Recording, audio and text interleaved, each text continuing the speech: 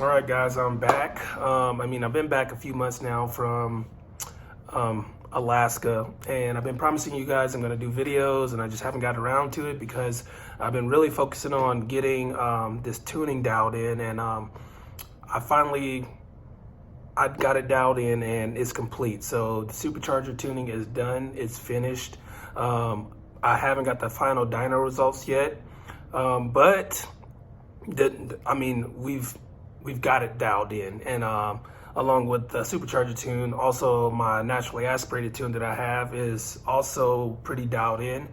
So right now, I'm going to be focusing on just doing the Cork Sport Turbo Kit, and also doing the 4th Gen 2.5Ts, and actually all the 2.5Ts for the Mazdas. So that's going to be my main focus as going on as far as tuning.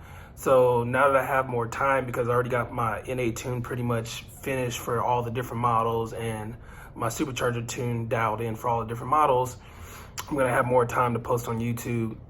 Because dude, this thing has been, I just started getting gray hairs, I'm going bald.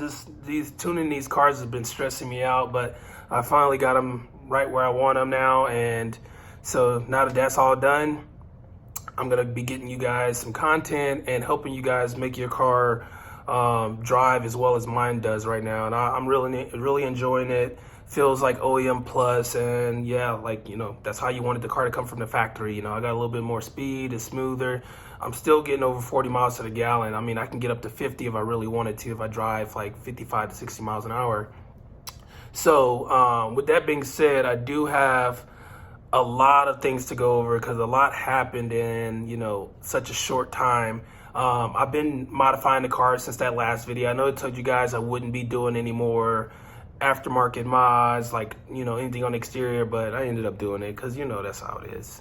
So what we are going to be going over, I guess I can kind of tell you guys what's on the menu, because I already recorded a lot of videos. I just never got around to posting them on YouTube because honestly, I didn't want all the traction right now because I was still trying to perfect my tuning, and nothing's ever going to be perfect, but this is as good as I can get with the knowledge that I have. I've only been around the platform since 2020, and I've only been involved with tuning the last year and a half, and now, I'm on my own doing this thing, and I don't know. I wouldn't say I don't know, but everything is trial and error, and, and I just take feedback from all my customers, and now the tune's where it's at now. So thank you guys for all your support. All you guys that, gave me remarks and told me what was wrong, just helping out, because, I can't improve the tune if you're not telling me the flaws in it. If every time you tell me oh, it's great, then I can't improve it. I could, but it's a lot easier when you're telling me what's going on.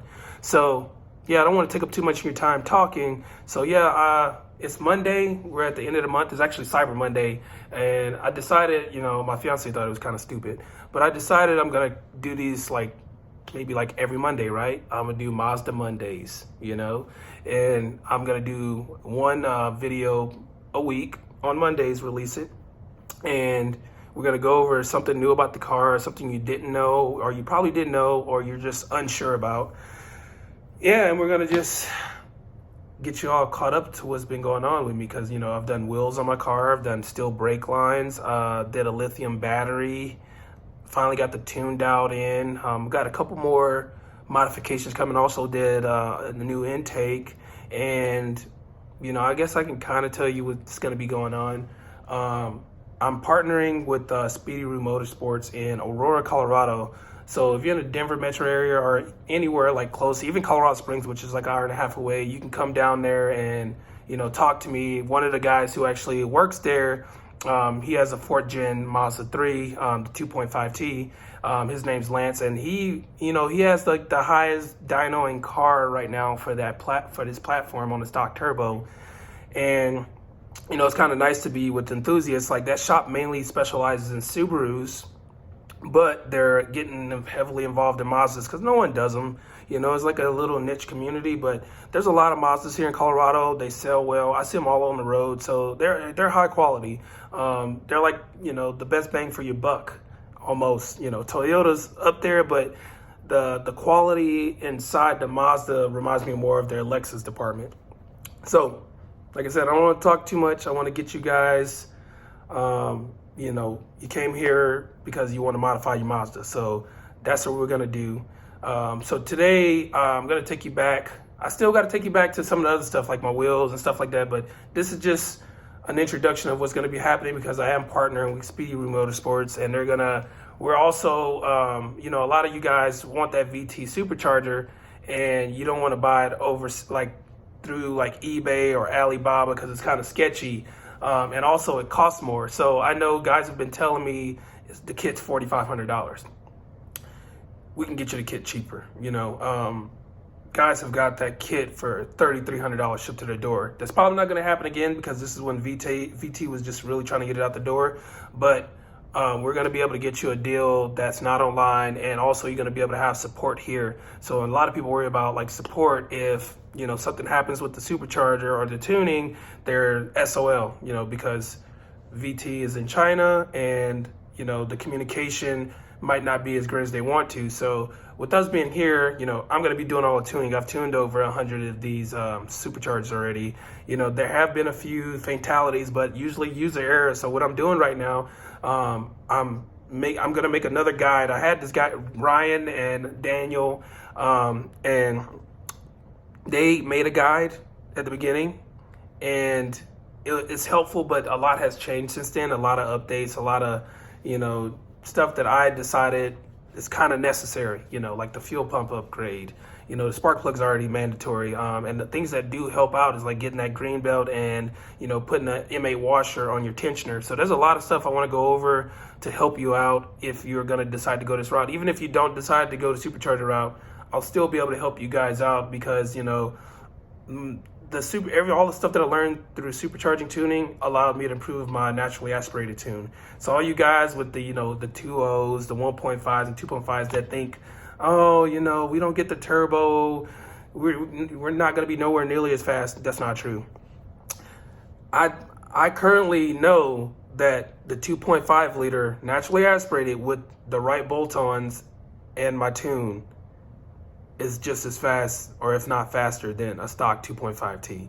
You know, I get guys all the time. I'm still trying to set up a race, but I can't find a completely stock one that's willing to run against one of mine that are tuned. Now, if you have the all-wheel drive 2.5T, you know, and it's naturally aspirated, you won't be able to beat a 2.5 turbo 4th gen, right?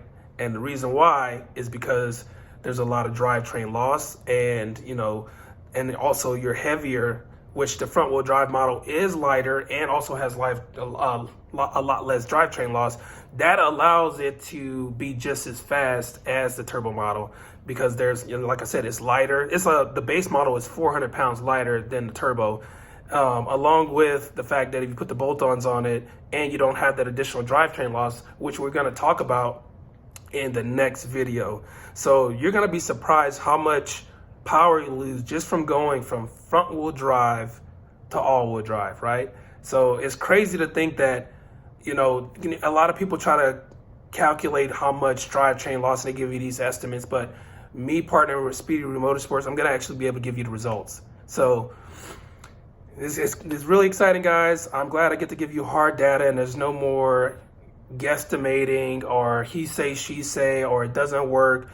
We're going to have the hard facts. So none of that BS anymore. People saying stuff doesn't work, this and that. I'm going to test everything. You know, I got the shop now. So that's what I'm going to be doing. I'm going to be testing all the parts. So the first video, it's going to be, obviously, I'm trying to just keep it once a week. So the first video next week is going to be on front wheel drive versus all wheel drive. Just how much power you lose just from going all-wheel drive versus the front-wheel drive. Not going manual to automatic or going from crank to manual and all this. We might get there one day. I got to find a car. So hopefully you guys who are out there in Colorado who have a manual transmission, anything like that, that way we can find the difference between automatic and manual transmission. That'd be great, you know. So anyways, that's, guys, sorry, my memory was full. So that's how many videos I've been saving on here that my memory is completely full, and I need to probably post some of this stuff on YouTube so I can remove some of this space, free up some of this space on here. So that's it, guys. Not gonna take up too much more of your time. Just be ready for the next video. So next video, I go over the dyno results from an older tune of mine just to show the difference between front wheel drive and all wheel drive. After that, we'll go into testing different parts. I want to test the stock airbox versus my modified stock airbox versus a short ram intake. Whichever one performs the best is the one I'm going to keep on the car, and then I'll order some more parts that I'm going to improve the intake with based on if I keep the stock box or the short ram air intake. So yeah, guys, we're gonna be going over a lot. I still gotta give you the, the update. I'm installed some wheels on there, tell you why I did them. The brake lines, tell you why I did them, what were the results, also with the brake pads that I installed. Yeah, so that's so far I have to go over wheels, brake pads, brake lines, dyno, intake, and my Dohan battery I just got as well, because I'm trying to make the car lighter since I'm pretty much done with tuning and there's not really any performance mods left to do besides making the car lighter. I could do exhaust, but I like how quiet my car is, so that's not happening. But who knows? I said the wheels weren't happening and they did. So that's it, guys. I'll catch you next Monday. We are gonna do Mazda Monday. I know my fiance's laughing at me right now, but it's okay, guys. You're gonna enjoy this. Talk to you later.